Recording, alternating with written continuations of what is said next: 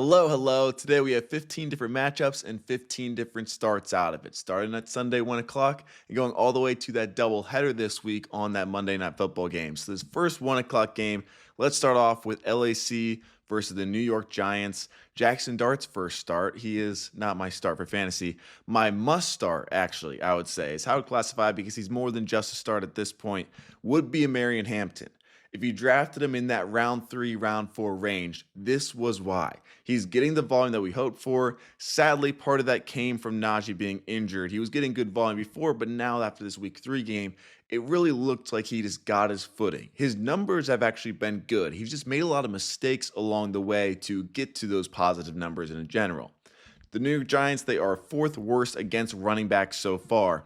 And a lot of times I don't like using those type of stats in week 4 or week 3. I try to go back to the year before if there hasn't been too many changes in that defense. This defense has gotten better. But in terms of running backs this year, the Giants have played Washington, Dallas, and Kansas City.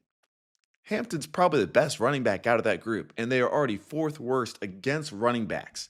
His usage has been amazing recently in week 3, but overall in general, still top 24. But in week 3, or it's actually top 15. But in week 3 alone, he was the RB6 in volume, and that was with Najee still getting 6 carries. He led the week in routes. He had 32, and with his Chargers offense passing a lot more, they are using him as a receiving back as well, which is huge. So huge. He had 7 targets, 6 catches last week, so that receiving is going to be big, but overall a great matchup. He's going to get the volume. He has the talent. I think he's a must start pretty much going forward unless we start to see a decline, which I would be surprised by. This next one, Saints and Buffalo. And we're going to go Chris Olave as a start. He is a PPR scam. I've seen it all week, but I'm going to explain kind of why real quick. Overall, they've been losing a lot. The Saints offense is not the greatest. And against Buffalo, I would expect more of the same. They play a ton of soft coverage when they are losing in terms of the other defense against the Saints. And the Saints are okay with that, and they will just take what the defense gives them. They don't really have the quarterback that is going to go out and win them games and throw for 300 yards, but Spencer Rattler can throw those short routes, and he does to Chris Olave constantly. So it's a bunch of soft coverage, and they're just throwing over and over and over again to Chris Olave in these short routes because Kamara's not getting that much in terms of the receiving, and their pace of play is easily the fastest in the NFL. They are playing at such a high pace and just short throw after short throw after short throw. So we're getting these 10, 11, 12, 13, 14 target games from Chris Olave. He has the best volume in the NFL among any receiver, which is crazy because he's still only been like a wide receiver 3 or wide receiver 2 so far. But right now, I would say he's a start for the same exact reason that the first 3 weeks he would have been a good start, especially in that PPR. Half PPR, he's still fine. The scoring opportunity isn't there a ton in terms of touchdowns, but overall, he is more of a safe play that still has that big play ceiling. Whenever we get a guy that is getting top 5 level volume, it is basically always a start, even though I'm not super confident in a guy like Jaylen Warren against a Minnesota defense, especially. The volume has been extremely good. Top 12 on the season, which is surprising, but especially Rodgers last week kind of publicly saying he wants more of Jaylen Warren, and that's what we got. He got over 20 touches, the 4th best volume on the entire week. It didn't work too well in terms of the production. It wasn't bad, but it wasn't a huge day considering at the 4th best volume. But when you have RB1 level volume, even in a tough matchup, it's really hard to sit them. So Jaylen Warren, he led the team in targets last week. That receiving is there, still getting most of that goal line work in the carries in an offense that isn't doing horrible. So I like him this week. This next one, Tennessee and Houston, a tough one to choose. Like you got Nico Collins there as the clear start, and outside of that, there's not much. So I would say a desperate start for this week. I am actually starting him, so it's not me just talking. I have a league where I'm starting him, and that is Christian Kirk. It is actually the league that I'm probably doing the best in, but it is a double flex league where I have Travis Hunter. And I'm at the point now where it's like I'm going to start Christian Kirk off of waivers instead of Travis Hunter in my second flex spot. Got to get Rashee Rice back in that league. But this week, we're going Christian Kirk. He had 8 targets in his first game back. So in this slot role, there we saw Stephon Diggs be a good wide receiver 2 in fantasy last year in a very similar role. Christian Kirk maybe a little less talented, but it's a really good matchup this week against Tennessee. He's going to get Roger McCreary about 70% of the time. So especially in that PPR league, when you get a guy in the slot that can get maybe 10 targets in the game, I really like it here. So I'm going to start him over Hunter and pray for the best there. A guy that's been struggling, but I wouldn't bench, would be Drake London. This Washington versus Atlanta matchup. Unlike some of the other early round receivers, Brian Thomas, Terry McLaurin, Marv, that have been struggling and kind of kill you on some weeks, Drake London hasn't really done that fully. Like his worst game is still 50 receiving yards. He's got the volume. Wide receiver 15 in terms of volume right now. The chemistry, or the more so the style of Penix, fits him well. It's aggressive downfield. He's obviously targeting Drake London a bunch. They just have to get that offense together, get that quarterback accuracy back, kind of come together in that way. And the matchup overall is pretty solid. They play a lot of one-high safeties, which is good for London's big playability and some of those downfield shots. So I like the potential here for Drake London. He's not a guy that is going to put a goose egg out there. At least that's the hope. Even when they lose 30-0, he's putting up 10 points. So I'm still confident enough to start him with that ceiling that he has and hope that he kind of gets that bounce back going. A.J. Brown, a guy that kind of was like Drake London to a worse extent for 2 weeks. Then that week 3, it all came together. And what's the main reason there? It was because they had a close game and they were losing more so. And then it became close. The point is they had to pass the ball. And it's another spot where I think they can pass the ball because I'm not really confident in A.J. Brown being that consistent wide receiver 1 this year until we see some offensive changes. However, when they are being aggressive and throwing the ball, it's been when they are losing or tied. And I think Tampa can give them that. They're going to be on the road and only 3-point favorites. Last time they played Tampa was last season against this Baker Mayfield offense at least, and they put up 33 points on the Philly defense, which is probably worse this season than they were last year. It's going to be 2 playoff teams fighting for that first place spot in the entire conference. So it's obviously early, but 3-0 teams fighting to be 4-0, big time game. Hopefully it means that the Eagles throw the ball a lot. And if they're at least throwing it, then it's easy to start A.J. Brown with a little bit of confidence compared to the first 3 weeks. If you haven't been watching, which I don't blame you, the Browns have an insanely good rushing defense. So it's hard to start a guy like Montgomery this week. It's doable. Goff, probably not the high-scoring matchup that he's usually good in for fantasy. It's tough to start him. So I'm going to go as more of a desperate start with Harold Fanin Jr. Kind of disappeared for a second. That week 1, everyone was talking about him, as they should. And then the past 2 weeks, it's just been solid. And he hasn't had that incredible game, and it seems like no one cares anymore. But for fantasy tight ends, it's thin, as always. And he's outscoring guys like Laporta, Njoku, and out-targeting Njoku. Strange, Pitts, Hawkinson, like some other tight ends. He's top 5 at the position in receptions still. And he's only playing about half of his plays as a true tight end. So Detroit, they're 4th worst against tight ends, which tight end matchups are a little tougher. But we look at the receivers, they're also bottom 10 against receivers too. So obviously they have to play against a lot of volume because Detroit is usually winning. The Browns will most likely be losing and throwing a lot again. So I think it gives him potential here. He's running a decent amount of routes still, gets targets, especially compared to those other Browns players. He's kind of disappeared here, but if you need that desperate tight end start, I don't mind him. Carolina and New England, going right back to Ted McMillan. Last week, he had 100% of his production in the first half. Kind of a bummer. Like, he looked good. He got great volume, played well, but the fantasy numbers weren't amazing last week because it was 30-0 at halftime. Usually we do not have to deal with that with the Carolina Panthers. But we look at this matchup.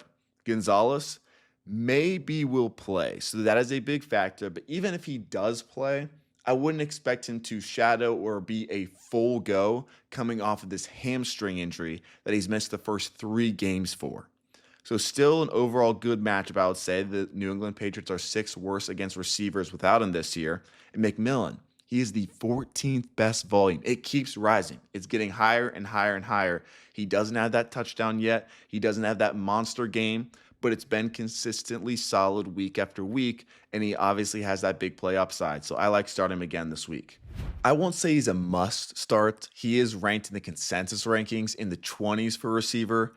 My personal opinion, I have him 10 spots above that consensus ranking. That's Ricky Pearsall. This year, his receiving yards, 56, 108, and 117.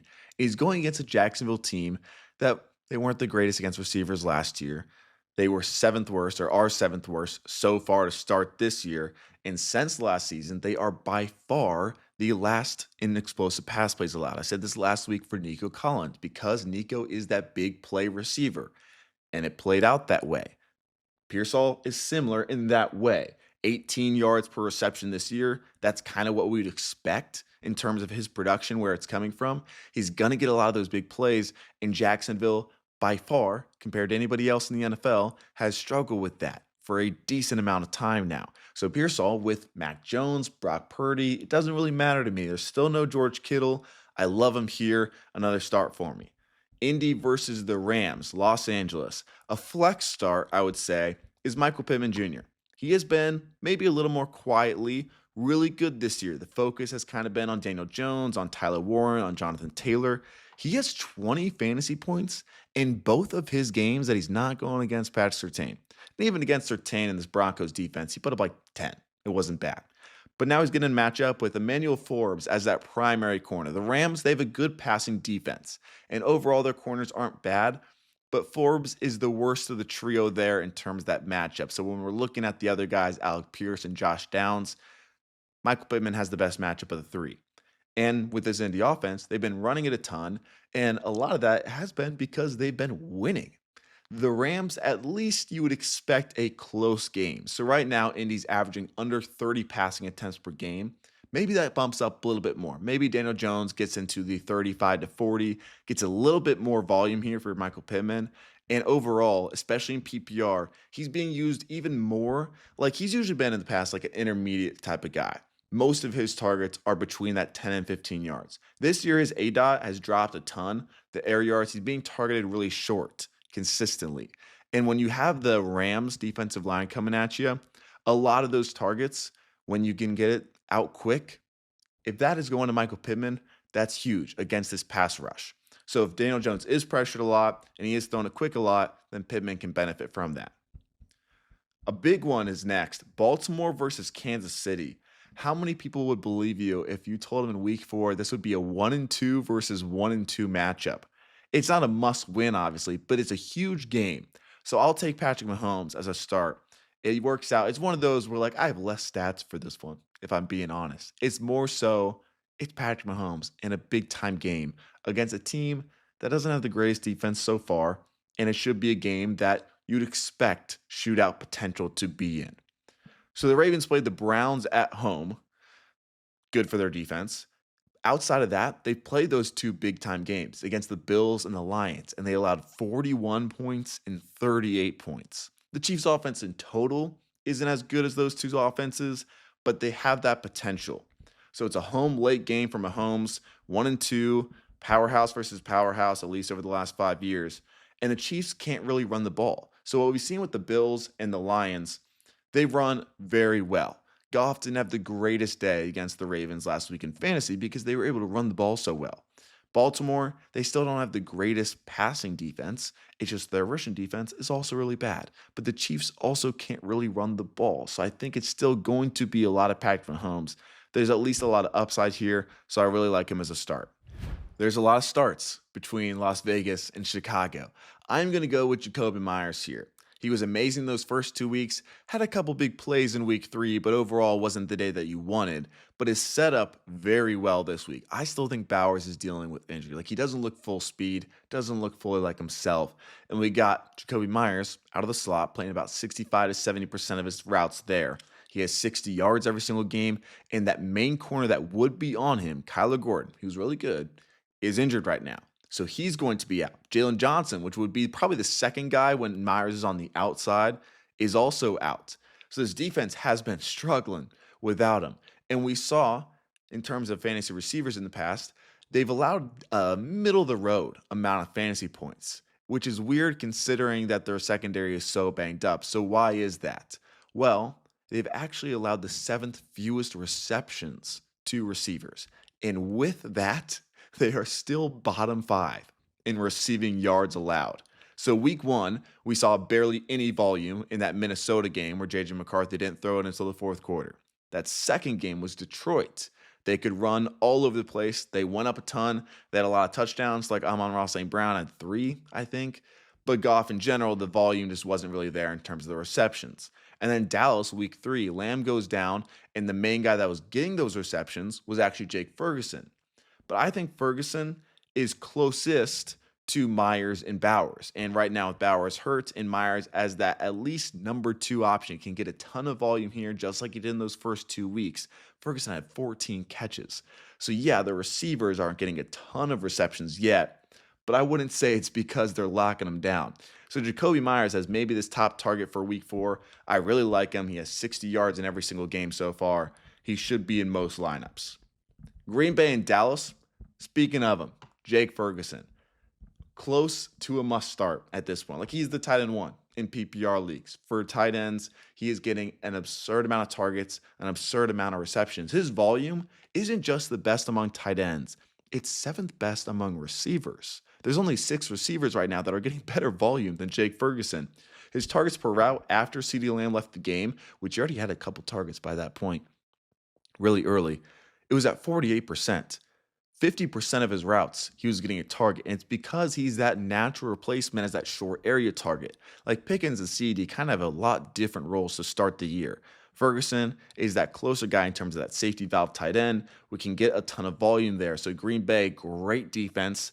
They are running a lot of zones, so I think it doesn't really fully take away from those underneath routes to Ferguson, where they can at least get him a lot of that volume again.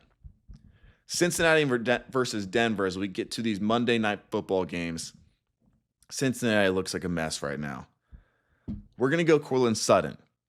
It is extremely hard to bench him in this spot, even with the worry of maybe, just like the Vikings last week, they win 48-10. But Courtland Sutton, their corners are not the greatest, and Cam Taylor-Britt, their top guy, is injured. So overall, Sutton, an amazing matchup, incredible touchdown upside, incredible big play upside, and yet with those 2 factors, which a lot of times we see that in guys like, say, Terry McLaurin again, who gets like 7 targets a game. Sutton has had 8 or more targets in 11 of his last 14 games. 11 games with 8 or more targets compared to 3 with 7 or fewer. I would say it's the most underrated receivers in the NFL in terms of the volume that he's getting, that people fully haven't just like come around on yet, and still treating him like he's a wide receiver 3, low-end wide receiver 2. And in reality, the past calendar year, he's been a fantasy wide receiver 1. The game after that is the Jets in Miami. Gonna go Breece Hall here. He is set up for a very explosive day on the ground. Hopefully that comes true. It's a Miami team that they are 28th in yards before contact per attempt. They are 31st in those explosive runs allowed so far this season. So right now, the Jets, they're 0-3, but so are the Dolphins. So the Jets right now, they're only 2-point underdogs. Hopefully it stays close, which is big for a team that wants to run the ball a ton. So Fields, he helps at least with those explosive runs. Gets more room for Breece Hall. We've seen that play out. It hasn't been the greatest for fantasy. But in a matchup like this, where we can get a peak version of that, and he gets a ton of those explosive carries, hopefully more receiving, I think he is very worthy of a start this week in that matchup. That's all 15 I got for you guys. Hope you guys have a good week. If you guys have any questions, leave them in the comments. I'll do my best to answer all of them by Sunday. Thank you.